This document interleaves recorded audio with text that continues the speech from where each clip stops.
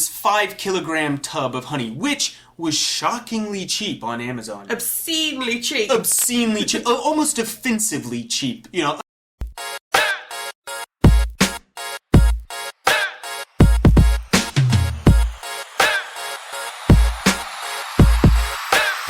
All right.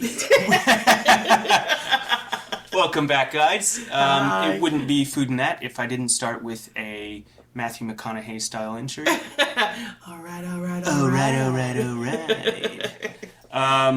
Welcome back to the podcast. We today, actually, before we jump right in, should do a bit of lubing up for your ears. How was your weekend or week? Week's been good.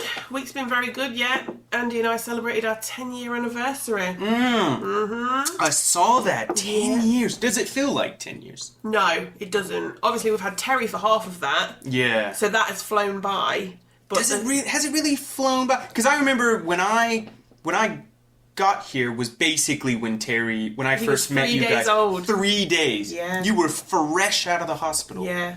And we all had that meal at some pub or something. Yeah. Yeah. So it's gone quickly then. Very quick. Yeah. Unbelievably quick, in fact. And I think that has contributed to the speed at which our relationship has gone. Right. So half of it has been parenting together, which I would like to think is going okay. Yeah, well, I mean... He's not in a gang yet. Not in a gang. He's not dead. No. He seems to be quite healthy. Relatively. There we go. He's no longer the size of a rugby ball. He is a lanky boy. Yes, he is a lanky long boy. Yeah. I mean, we were never going to have a baby mouse. No. I'm 5'11", Andy 6'1". We've kind of given birth to a 3-pound baby. You were both larger humans. Although, to be fair, he was actually only 7'4", but it was like giving birth to a squid. He was just long.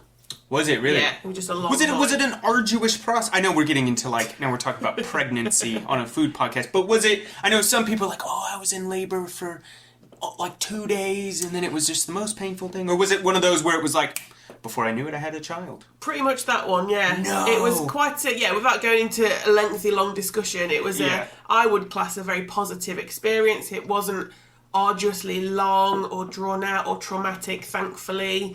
It can't complain. Would recommend. 10 of 10 would recommend having a child. So half of the relationship has been parenting, the other half has been not parenting. So I think we had a good balance there of time together and then parenting time with our little volunteer. Nice, 10 years. Mm-hmm. And Andy got me this ring, which is tin. Nice. Ah, so tin. Tin, so like your 10-year anniversary if you're married, because me and Andy aren't married. Right, yeah. So most people celebrate their 10-year wedding anniversary with tin. Tin, so because it's me. tin and then silver and then gold and then... I know it's like wood is one of the first ones. Is it paper, wood? Can you... Just a clothes peg. Yeah, it's a clothes peg. We've only been together a year, so I didn't want to spring for anything big. But the gift that I got him, it's generally looked at as quite a lame, basic gift. You know, just spat at you then, sorry about that. That's all right. You know when people do hand castings of their hands held together? Yes! I got one of those, but I want us to do it with a middle finger. Yeah. Or finger guns. I want to say that Megan and I have done one of those. And it ended up, it was a very, maybe we were watching a podcast where somebody else did it and I've just taken that on. I don't know. I've definitely seen that before though, where you both hold hands in the goo and you let it set. And then you fill it with the cement. Yeah. So we're either going to do finger guns, one each hand, or we're going to do that, but that looks a little bit tricky, middle finger. Middle finger up together. In the middle. Yeah. Because his hands are a lot bigger than mine as well. Finger guns would look hilarious because it would look like a group version of what's the Charlie's Angels where they do the back-to-back? Yeah, and then we could sort of stand it up. Yeah. Just for no reason, people are like, what is that? Those are hands? Tell me about your date night. Oh, yes. So Megan and I had a sort of delayed Valentine's Day. Mm-hmm. So her Valentine's Day gift was a fancy meal out. Well, our Valentine's Day gift, because I was also there. Yeah. Fancy meal out, and then I took her to a concert which was a candlelight concert. Meg is a recent Swiftie, thanks to her best friend. She's now fully addicted. And to be fair, you can't really say too many bad things about Taylor Swift. Whether you like the genre or not, the woman works incredibly hard, and you're not a bad singer and that successful. Yeah. That's just what it boils down to. But she is incredibly talented, and I do like some of her songs. So we booked it wasn't her singing, it was a candlelight concert, and they basically did Taylor Swift songs, but with like violins and cellos. It was like fantastic. an orchestral. Wow. Yeah, it was and just beyond the fact that it was a really nice way to sort of listen to that music, and there was no lyrics or anything. You were just kind of listening to the song. But like the head guy, I guess you'd call him the lead singer. He wasn't really the lead singer, but he did most of the talking in between the songs, and he was really good. He sort of like spoke to the crowd, and he was like, kind of gave a little breakdown before each song and sort of let you know which song it was, and he'd be like compare, sort of. Is that the right word? A what? Compare? A compare. Compare. But like go compare. No. Like if you're like a master of services type thing, where you'll be like not necessarily the lead singer, like you said. What's it called? Yeah, I think it's like compare. A composer? No. Oh. Conductor. Like the guy with the little stick. Yeah, a little bit like that, but the one that like sort of interacts with the crowd. Oh, right. No, I'm not familiar with that word. There. But yeah, it was brilliant. Had a great time. We went to the Cozy Club after our meal. I'd never been in the Cozy Club. Really nice. Never been in the Cozy Club? I like how it's sort of very open plan with like lots of big leather sofas, and you just get a drink and sit down, and there was nobody in there. I mean, we were there on like I think it was Wednesday night or Thursday night. Yeah. No, it was Thursday night because we had the Great Central Gazette AGM, which was really fun, actually. That turned out pretty well. This is Megan's newspaper, isn't it? Megan's newspaper that I also do some writing for. It's an independent newspaper that doesn't do any ads. It will do ads, but it's very much about, the content, not trying to force you to read ads, and then in between those ads you get to read a paragraph. And no cookies or anything. They don't want any of your data or anything like that. So it's really cool. And that's just starting out, and we've just done 1 year.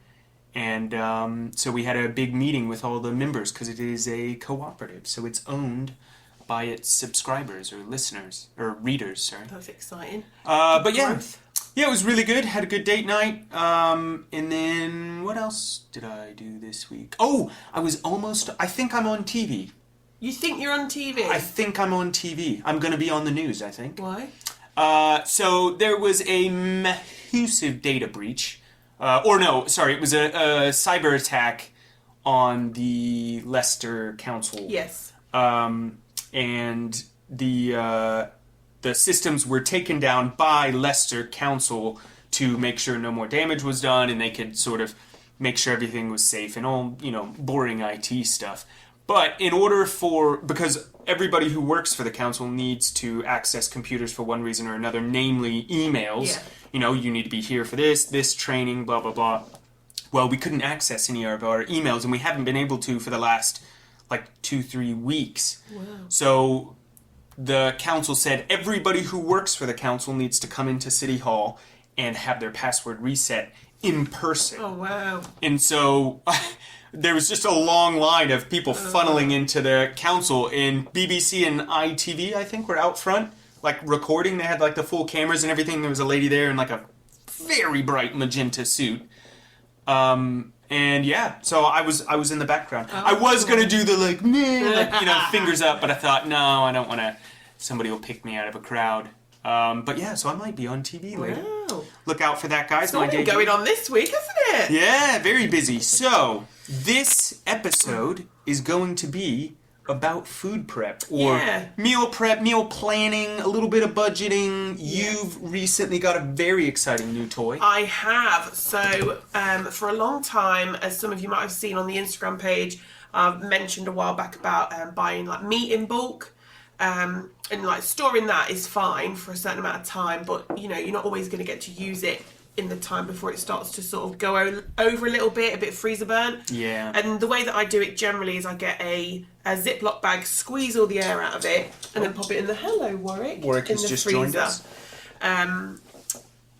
But me and Andy have for ages wanted to get a... Does he need to go for a wee? I will let him out real quick. Please continue. I'll continue rumbling. So for a long time we've wanted to get a vacuum sealer. Bit of background noise there, patio door.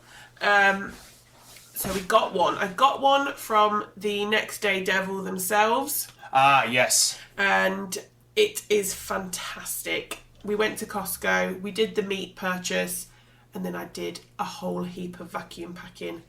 And it's so much fun. It's so satisfying as well. Because I seasoned a load of stuff. So I did like piri-piri, garlic, this, that and the other. I did a soy ginger, spring onion job. And I think it's good for the food, like to have the marinade just be pressed right into it. Yeah, well, because you can buy loads of like pre-marinated food, and the longer it's in there, the more flavourful. So yeah, very excited. Oh, just lost the earring. So that's what I was doing. Sorry about that. Just paused the recording really quick because Warwick decided to go outside and be ill. Do a little dog sick. Yeah, a little dog sick. Although very kind of him to take himself outside. Yeah. Yeah, so that's quite exciting. It's basically like a laminator for food. Yes, and laminating is one of my... I've got a laminator as well. Do you? Yeah. We have one at work it is an incredibly satisfying piece of kit to use. Yeah. And then you just put in a piece of paper and then it comes out just beautiful and shiny. I said that to Andy. I was like, I love laminating anyway, so laminating food is even better. You've just gone, I've laminated all the paper I can. Now I'm going to laminate my food. Yeah. But yeah, it does. It holds in the sort of flavours, and then it lasts a lot longer, doesn't it? So I read that if you freeze meat just in its packaging as it is, you know, you've been to the supermarket, slung it straight in the freezer, it's got about 6 months before it starts to maybe not be at its best. But if you laminate food, it can last up to like 3 years in the freezer. Oh, that is a massive difference. Yeah. So that is the way forward for us from now on. The machine itself, I think, was $33.99, and it comes with the laminating roll and a few bags, which have like the little tag, so you can just rip it open when you're ready. Yeah.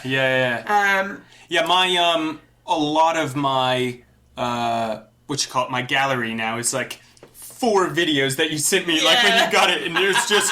Look, I did some pork belly, I done some chicken, I did this. Yeah, I was like, send these to David. That was brilliant, though. It does look good. And then you just write straight on the back and then you're into the freezer. With a Sharpie, slung it on there. And I wrote the date that I've frozen it. Not that it matters, because if it's going to last a while. Because obviously we were coming up to barbecuing season. Oh, tell me about it. Yeah, you're a barbecue boy, aren't you? Very much excited. We were supposed to go to Costco today. Yes. That was going to be our trip instead of recording, and then maybe we'd talk about it later on the podcast. But, life and money, it is what it is. And it's kind of worked out for the best as well, because next week, for 2 weeks, is half term. Yes, and you will not be available. We'll be with Terry. Taking care of the lanky boy. Yeah. So, it's probably for the best anyways. We get some episodes in, so that way you guys have some things to listen. Well, we have some things to listen to. I think the second an episode drops, even though we recorded it, we immediately listen to it. Yeah. So, listen very to good. it. And I've also pulled up, as we do, some inspiration on Pinterest for meal prep. And we both immediately went to one thing, which was the what do they call it? DIY instant noodles. Yeah. Which it looks like it's just your classic, we would call them ball jars, but I think here Mason jar? Mason jars, yeah. But the brand is Ball, I think. In the US it's Ball, I want to say, but here it starts with a K, doesn't it? No. I can't remember what it's called. I have one in the kitchen, I can't remember. I'm sure people on the podcast are now screaming. Yeah, I'm screaming at myself, because you can see it, but you also can't. I want to say it's not kiln. Kilner. Kilner. Yeah. Kilner jar. That's what it is. Kilner jar. Yeah. We're just let this long boy one more time. We're gonna let Warwick back inside. Background noise. Come on, boy. There we go, and that's Warwick. Okay. All right. Are you done being weird, Warwick? Thank you. Thank you for that. Please stop throwing up. Yeah, so it's instant ramen, and it looks like your classic mason jar. They've done a bit of veg, bit of cabbage at the bottom, and then like half a pack of your classic instant ramen. Yeah. And I love the idea of that, because I love noodles. Yeah. So much so that I have a bowl of them tattooed on me. And I don't know, it looks very colorful. I like prepping things, especially when it has to do with food. That's it. It's very aesthetically pleasing, and it's the whole eating with your eyes business. Yes, it looks very pleasing in every aspect. Well, we're on quite a large, wide screen, and it caught both of our eyes before anything else. So. Yeah. And it's no bigger than another picture. The other thing, actually, this is a perfect segue, because one of the next pictures is of somebody's very well organized fridge. Oh my god, that is very organised, but I'm just not like that. I was going to say, neither does mine, because I know for a fact your fridge is full of things, and they are not in any particular order. One of my favorite things to do whenever I go over to your house is immediately go rummage through your fridge. He does the ultimate Joey from Friends, just walks in, straight to the fridge, and it's sort of like, so what new things have you got? Yeah, and I'm there like, you know, on The Grinch, where they're all feeding him the new food, like the great Christmas event. Yeah. I feel like I'm like, right, David, try this. Open this jar, try this. I got these pickled whatevers, try these. And then, it's brilliant. I love going into your fridge, because there's literally never the same thing in there. No. It's always something different. And then typically when you come over, you'll bring like some sort of small food gift. So like the other day it was a jar of pickled cockles, which I have long finished. Yeah. And then I saved the cockle juice. And I mixed it. The jar is adorable. It's not like a normal little sauce jar. It kind of bows out. Yeah. It's almost like a circle. Yeah. It's got shells all on it, isn't it? Yeah. I was going to say something. I can't remember it now. You saved the pickle juice. The pickle juice, mixed it with honey.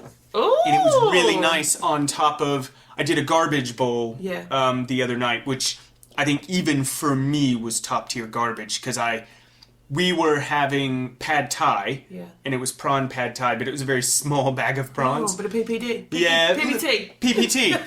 Bit of PPT, as you do. And we didn't have very many prawns, so I gave Meg most of the prawns, and I just cracked open a tin. You know those tins of, like, boiled salmon? Yeah. It's like a tin of tuna, but it's salmon. Oh, I do love that. I just dumped it on top of a bowl of pad thai, and then loads of chilies and crushed. I started chopping up and putting cashews on everything, and it's brilliant. Big bag of cashews, like half a handful. Chop them up and throw them in something, and it just adds, I don't know, a bit of je ne sais quoi. I'm going to tell you a funny story of a good friend of mine. When we used to work in a student bar together, we'd always all go out after work, and we'd go to this one pub, the Firebug in town. And my friend was like, right, do you want a drink to one of these people? And she goes, yes, I'll have a large Merlot and some cashews. Bearing in mind, we're like student... I wasn't a student, but I worked in the student bar, so not on a lot of money. The person that was offering to buy the drinks was a student, and she was just like, what? A large Merlot and some cashews? Some cashews. Yeah, we were She said it like that, cashews. Yeah. And I hope that Nat hears this and laughs about it, because it's something we bring up all the time. Cashews. It does just sound like she's asking for a pair of shoes. I think it was more the audacity of asking for a large Merlot and some cashews. Oh, right. She was expecting, like... Yeah, we're all like, have a pint of Carl's. Pint of Carling, yeah. Can I have a large Merlot and some cashews? And if you have any... I meant to say caviar. I almost said asparagus for some reason. Some caviar in the back. I'm almost certain one of the people that we were with were just laughing, like, what? Yeah. But yeah, so meal prepping, sorry to bring us back. Because we need to do it though. Yeah, we do go on a lot of tangents. You've been a meal prepping machine recently. Yes, love a bit of meal prep. I need to get better at it, especially because I'm a chef for my day job, and so I don't think Meg has cooked since we've been married for the last 4 or 5 years. So coming home from work and being like, oh, right, I've cooked all day, now I need to cook. Busman's holiday. Yeah, busman's holiday. For real, though. When I do go on holiday, I am the one who cooks. Yeah. Which, to be honest, I don't I don't really have a problem with because I do thoroughly enjoy cooking. And it usually means I can have a beer while I do it, which I can't do. It's also exciting as well, like cooking in a different environment. Yes, I do enjoy that. And then I'll, like, when I go visit my family back in the US, that's like, all I do is just barbecue. It's just constant barbecuing, which I will be doing when I go back over there. I think I'm going to have a go at making some sausage. Oh! Yeah, so gonna have a go at making some sausage. This has nothing to do with sausage, but Connor, my brother. Speaking of sausage. Yeah, speaking of sausage, Connor, that sausage boy. I was like, I'm coming over to visit. Do you want anything like from the UK I can bring over? And they don't really do a lot of like Indian food over there. I mean, I'm not saying that there aren't any Indian restaurants in the US. It's a giant country, but primarily where I'm from, it's not really the done thing. It's not very popular. Like our version, because here in the UK you have curries everywhere. Yeah. They are, I would say, Indian. It's rife with curry. Rife with curry. In these days and times, it's rife with curry. Also, where we live, in the grand city of Leicester, is like famous for the Golden Mile, which is a mile-long street of a lot of like Indian cultured shops, restaurants, etc., etc. Yeah, and so, it's like nationally recognized. Like people in the UK as a whole know about the Golden Mile. The Golden Mile. And then you've got is it Narborough Road, where there is a shop, I think, from every country. Yes, it's the most diverse street in the UK. I mean, it is also probably one of the sketchiest streets in the UK. Yes, so I used to live off that road when I was much, much younger. I won't say whereabouts because my mum will probably, if she listens to this, will just be not happy about it. But it used to be, Narborough Road was heavily influenced by like Indian culture and food, etc. But now it's very diverse, which is amazing. I think they actually, I don't know if you've seen it. I don't know if you were here then.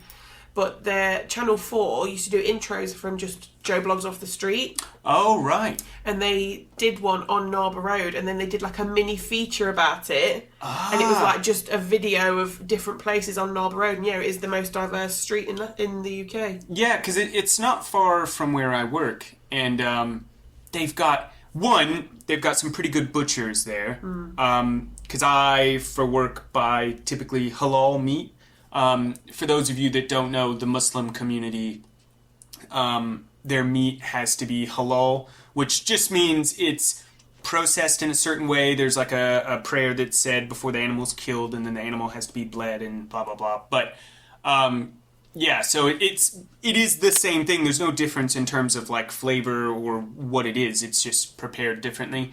And as you were saying, there is a large cultural diversity, especially in Leicester, but there's a large Muslim population here, so they have a load of halal butchers on Narborough Road, and they are really nice. Most of the time it's filled with people who I can't understand what they're saying, but I will come in there and I'll order, because I'm doing it for like a business, as it were, so I'm buying a lot more than you would as like a regular civilian. So just some random white kid walks in and is like, can I have 8 kilograms of chicken thighs? They're just like, sorry, what? But no, Narborough Road, they've got a shop from Romania, they got a shop from Serbia, they got Indian shops, Jamaican, Polish, African, unbelievable. I've been meaning to go into some of those because I know like a couple times when I go to get tattooed by Andy, he'll always have like, he'll get some of those nice snacks. Yeah. Like my favorite has got to be the green onion, are they green onion Cheeto Puffs? Yes. So They're good. like rings, aren't they? Yeah. Yeah. Oh, green onion Cheeto Puffs. So if he brings them home, Terry claims them straight away. Immediately, and he bought them, they were like sweet chili Cheetos. Oh. And he brought those are the ones that I tried when I came over the other day. Yeah. And he opened them. He had a few, and then he reappeared not long after, and Terry had just helped himself, and was just sitting, and he was like, no, these are mine. These are my crisps, Daddy. Sorry, no, you're mistaken. These are mine. But yeah, I don't know how I didn't realize that, but there's an entire list of different flavored crisps or chips that I've never heard of. Because in the U.S., your classics are like barbecue, ranch, regular salted, Doritos. You have your Cool American, as they call it over here, or what do we call it? Cool Ranch. And you have the crisps or the chips. When you go to the grocery store, you're always going to see. But then these little shops will have flavors I have never heard of. Green onion. There was one I saw the other day. What was it? Oh, ketchup flavored, which, to be honest, didn't taste very good. I really wasn't a fan of it. It tastes... The irony is, I don't like prawn cocktail crisps because I think they taste like ketchup. They just taste like ketchup. I know what you mean. When you said the ketchup flavored crisp, I was like, kind of prawn cocktail-y, but I like prawn cocktail. It just doesn't... I don't think I've ever had a prawn cocktail crisp and gone, prawn. Like, there is no flavor of prawn. No. Yeah, if you'd never had a prawn before and you had prawn cocktail crisp and were like, oh my god, these are incredible. Yeah. Get me a prawn. Yeah, you'd instantly be like, jail! And we're back to prawns. Go to what jail. Is this? Why do we always end up on prawns? Haven't we both got like a prawn tattoo? Yeah, well, it's not prawn, it's a crawfish, but I need to get a prawn, actually. And then you gave me that prawn keychain for my motorcycle. Oh, yeah! And then I sent you that picture of that prawn mug, which made it onto the Instagram. Yeah. And then I actually shared a picture yesterday on my Instagram, of my personal Instagram, of Barack Obama hugging a shrimp. Hugging a shrimp, and then we talked about, what is it, you don't like warm prawns? No. And then I just talked about prawn pad thai. Warm prawns. Warm prawns. It sounds like you ever... Warm prawns. Warm prawns. Warm prawns. It sounds like you ever like go outside and it's really cold. You spend enough time outside and your lips almost go numb and you almost sound a bit drunk without ever having had a drink, but it's because you can't really properly feel your lips. That's what it feels like when you're talking. Warm prawns. Yeah, like you're trying to warm your lips. Yeah, warm prawns. You're just, everything you're saying is just O-sounding. That's the name of this episode, anyway. Warm prawns. Yeah. Even though it doesn't really have much to do with prawns. We are almost half an hour in and we still haven't really got into the honestly. meal prep. And I've also just noticed, look at that honey garlic chicken picture. Honey garlic Oh! Speaking of honey garlic, I have recently started... This still has nothing to do with food prep. Well, it is food prep. It is food prep. It is food prep, You're David. absolutely right, Jody. I have recently purchased some would say a federal amount of honey. Some would say obscene. Obscene amount. It was 5 kilogram tub of honey, which was shockingly cheap on Amazon. Obscenely cheap. Obscenely cheap. Almost offensively cheap. Offensive to the bees. Is it really honey? Like, well, it's like, to the bees. Your bees your honey is not that good. They've looked at their paperwork over the past month, the bees, and they've gone, what the fuck is this? Who let this go out?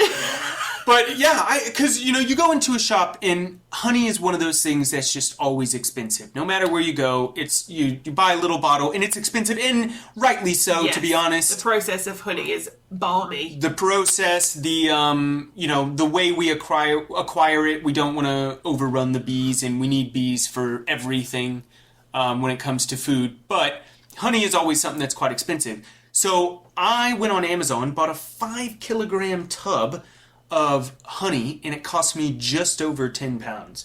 You could not buy 10 kilograms worth of honey in the little bottles for that much money. No. You'd be paying... One bottle is about £3. Yeah, £3 for a small... Like a 300ml bottle. Yeah, I was going to say 250, 300ml bottle of honey. I got 10 kilograms for just over £10.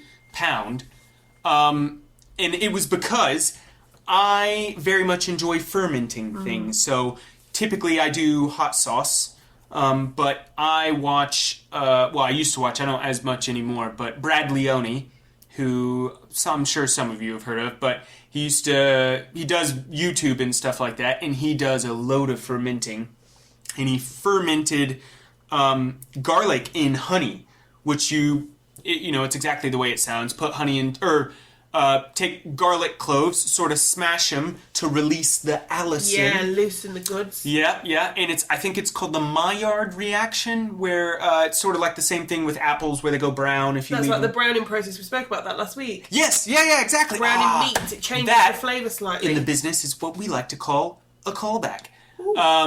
But yeah, so the Maillard process and Allison, she's great. Everybody loves her. But it's what happens when you sort of smash garlic, and it's basically the garlic feels like it's being attacked or harmed, which it is, and so it releases this chemical, which I'm not really sure what it's supposed to do. It doesn't poison anything, but it gets released when it feels like it's being attacked, and it's lots of really good nutrients in garlic. Yeah, it's very good for your heart. Yeah, very good for your heart, and when you ferment it, it like doubles that. It makes it even better. So it can even be used for like medicinal purposes and stuff like that. If you have a cold, it's really good. So I got 1 jar and I fermented garlic and I chopped a bunch of chilies because, it's got to be spicy. My mouth is, I'm struggling to talk because my mouth has started watering. Yeah, we've already tried it, haven't we? Oh, it was so good. Really, really good. I told Andy about it and he was like... Yeah, so I've got a jar for you guys that I showed you earlier, take home. Thank you. But it's the honey, when you ferment the garlic in it, the honey goes real, I guess, viscous. It's more runny than honey. Thins down. Yeah, than honey typically is. And you put it on anything. Put it on pizza, drizzle it over salad, drink it. Or is it good on like a Parma ham salad? That'd be banging. Oh, yes. Bit of Parmesan in there. Oh, yeah. We take Or, I wonder, because you brought... It's also good for the gut. Good for the gut. Yes, fermenting, of course. Yeah, good for the gut. I wonder how it would taste as like a tea. Like a savory tea. I don't think you could have much of it. Maybe a shot of it. Well, yeah, you'd be walking around all day smelling like Italian food. But because you brought me a jar of... It's basically marmalade, wasn't it? Yeah, got ginger and lemon. Ginger and lemon marmalade, which typically I would think, okay, you put it on toast, put it in a sandwich. But you said it was quite good, just, like tea. Put a spoonful into a cup, some hot water over the top, and drink it. And it is really nice. And it's very pulpy, so if you're texturally challenged... there's like basically chunks of... Mauricio, he would love it. Mauricio, he'd love... Wait, is he... No, he's not texturally challenged, that's right, because he agreed with me. Yeah, he likes the... Oh, that's right, yeah. A pulpy boy. He's a pulpy boy. He does prefer pulp in his drink, and he also agreed with me about the fried chicken feet. Oh, no. Mauricio, you've gone back down in my estimation. Sorry. Fried chicken feet, yes. But yeah, it is a very pulpy drink, but it is really nice. If you were to put it in like a teapot and strain the pulp, that would work. If you didn't like pulp, yeah, you're still getting the goods. It's I could see this being really nice if it was like cold and you're a bit sniffly and it's basically like hot lemonade. I'm thinking if we have a little break in a mo, I might ask you to make me one because I'm a little bit congested at the moment. Yeah, which is hilarious because you were messaging me the other day and you're like, I sound sick, but I'm not. Yeah. You were just like, I literally sound like I've got my nose pinched. That's how I felt I sounded. Yeah. It's like that. You ever like you're going to bed and you're laying on your side, whether you're on your phone or whatever, and you just for some reason one nostril decides to pack up. Apparently they take turns. You're not constantly breathing more out of one nostril. You're not constantly breathing the same out of one nostril. They take turns, yeah. Well, that's convenient. I do feel like when you get stuffed up, you do think like, man, I forgot what it was like being able to breathe clearly. I'll never not appreciate breathing through my nose again. Because I feel like at the minute I'm like this all the time. Just like my jaw really slack and breathing through my mouth. Dirty mouth breather. I'm completely fine in myself. And that's the most frustrating thing because I'm fine. Yeah, you don't even get the excuse of being like, oh, I'm ill, I'll take it easy. You're just like, no, I just have all the shit parts of being ill. Yeah. I really hope it picked that up. Just like a quick, tiny little no sniff. Oh, God. But, Meal prep, yes. Sorry, we're more than halfway through this episode. We barely talked about meal. Oh, no, we've talked a little bit about it. We've talked bits and bobs. But one of the other things I've seen on here is those glass containers where they're segmented. Yeah. Which I absolutely love. I bought 3 or 4 of them. I've shattered all of them. They're all gone now. No. I've broken them. You can get them in IKEA, can't you? Yeah, but they're just... I don't know. It's like, what's it called? The Japanese... Bento box. Yes. Bento box. If you don't know what bento box is, highly recommend you Google it. It's basically like the best version of a packed lunch you could ever have. If you're a snacky person or like a picky person, it's perfect. And you ever watch those videos, like the Reels or the TikToks, where it's some Japanese lady or Korean lady who's doing bento box but it's like she goes all out, and they're like she'll cut like an egg to look like a little bunny, and then the rice looks like a little panda. And then do like a panda's face with like the sushi nori paper, just like tiny triangle eyes. I love Terry, but I am not fucking putting Can you imagine seaweed on a panda? Oh God! Go into school and that's your packed lunch. I mean, when I would go to school, my mom would like draw a little picture and like say like, "Oh, I love you. Have a good day." And that I was like, "Oh man, this is brilliant." My mom's amazing. But can you imagine going to school, opening it up, and it's like, I've got a zoo of food. Yeah. That would just, that's dedication. I did go through a phase of about 2 days where I tried to cut out little eyes on a sandwich, and I was just like, no, I'm not doing this because I can't do this. That's like It looks like a demon. It looks like a demon. Like an angry sandwich. Imagine that Terry opens his lunchbox and he's like... Just a sandwich that's scowling at you. Like, I'm upset, now eat me. You've not even eaten me and I'm cross. I'm upset. No, that's like, I tried to make cookies one time and make them into the shape of, it's like a smiley face or something like that. And I baked it and it came out like some sort of tortured animal. It looked like it was begging for me to kill it. Like, please end my suffering. What have you created? God is dead. And, so I gave up on trying to turn food into, like, cute faces and stuff. I think these where you have, like, the carb, the protein, and, like, the veg is a really nice way of looking at it as well, because it's balanced. Yes. And you can...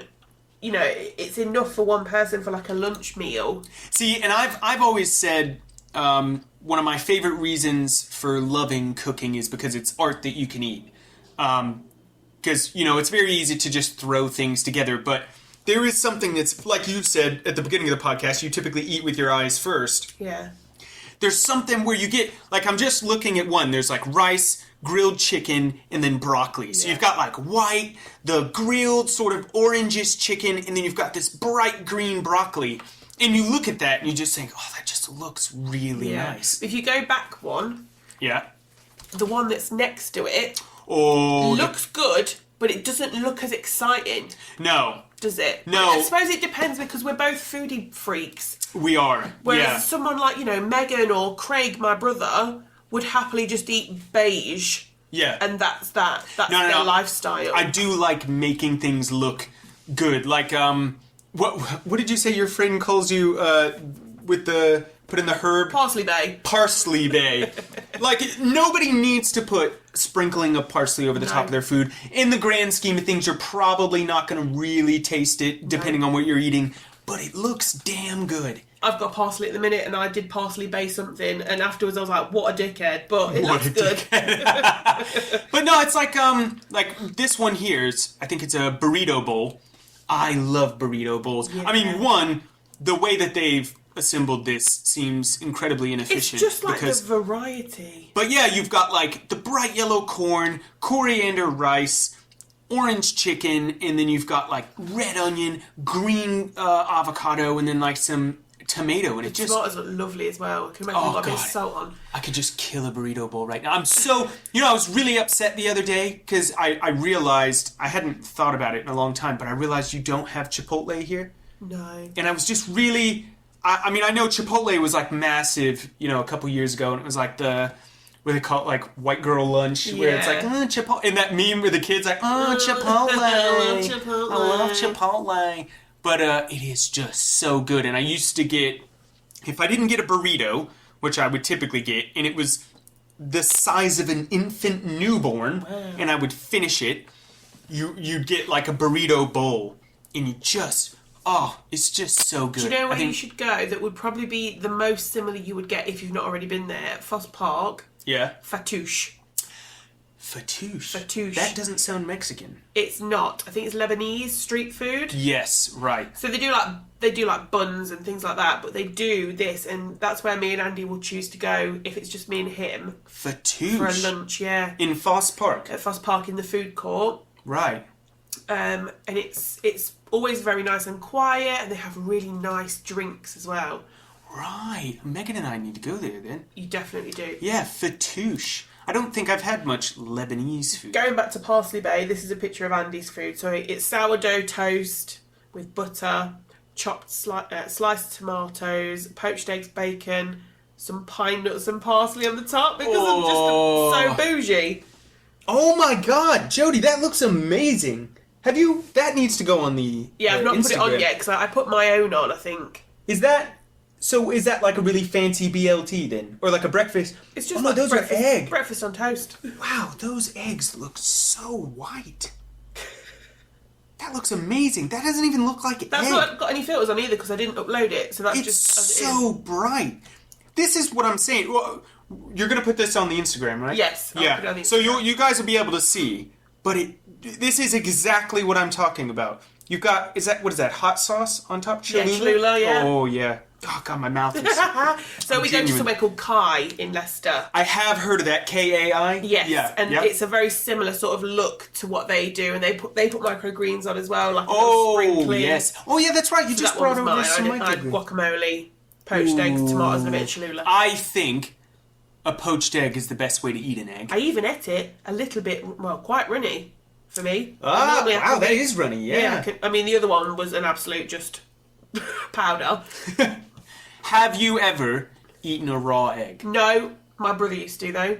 Oh, right, because he used to weightlift. Yeah, he used to be a bag of bag of muscles, eggs. bag of eggs. Yeah, you know, some I bet quite his lumpy. farts were deadly. And Craig strikes me as the type to like, hey guys, listen to this. But he used to stand in that kitchen there because we used to live in this house that you currently live in. He used to stand there, crack them. I can remember the sound as well. It'd be like as it's going down. He would drink them. He wouldn't even do anything Oh, to it. They're just my in the God. cup, goop, goop, and you could hear the yolk go down. Wow. Yeah, he's going to sit here listening to this whenever it goes out, and he'll be like just smiling, nodding. Raw egg. Yeah. I know that's sort of like the cliche, like workout, straight protein, raw eggs into the mouth. I don't think I've eaten a raw egg by accident. Wow.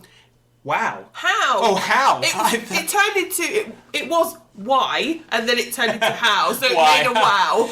No, I think, and you know what? It was the worst time. It was like early in the morning, and I wasn't wanting to eat a raw egg, but I was doing breakfast, and I had cracked an egg into a cup to to whisk it because I was gonna beat the eggs first, and then scramble some eggs for breakfast. And I had a mug of coffee as well. And I'd beat the eggs in a coffee mug. And I hadn't scrambled them or beat them. That just sounds so aggressive. I hadn't beat the shit out of my eggs yet. And so I had these two coffee mugs right next to each other. And I'm sure you can imagine how this goes. But I just basically had a shot of egg. And it was... Oh, no. It was such an aggressive change from what I was expecting, which is like, coffee, it's warm, soft coffee, creamy, almost sweet, and then you just have like gooey, it was cold because the eggs were in the fridge, cold raw egg, and it was the whole process, it wasn't that offensive. I didn't find it that difficult. The thing that really put me off was when you crack open an egg and that little like squiggly thing that's in a raw egg, yeah. It's like it's not the umbilical cord, but it has to do with like the chick. And it's like a little squiggly thing, I think, that connects the yolk to the white.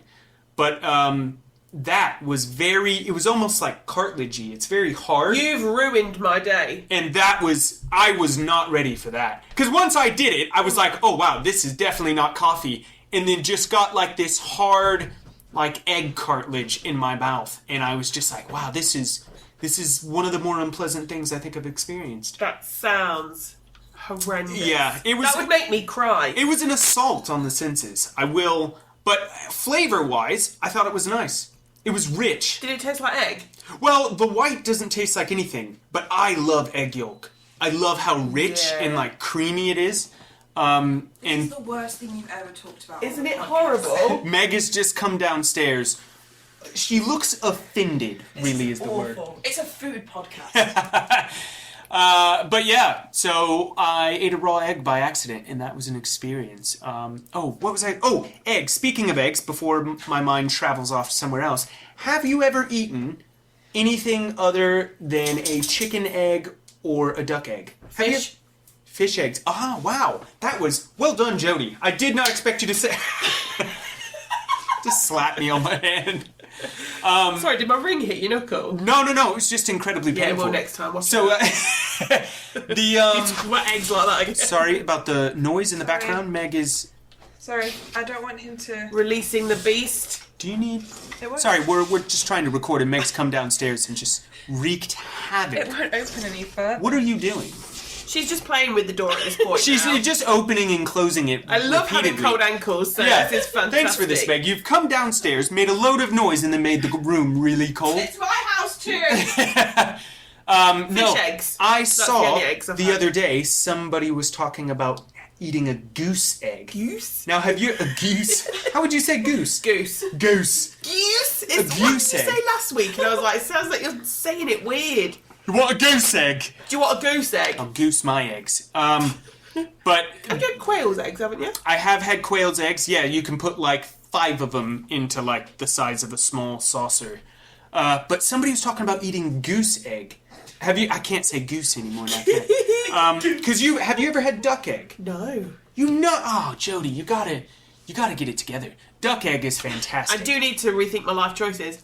I will. I'll invest in some duck eggs. But goose eggs massive. They're huge. The size of that mouse. Yeah.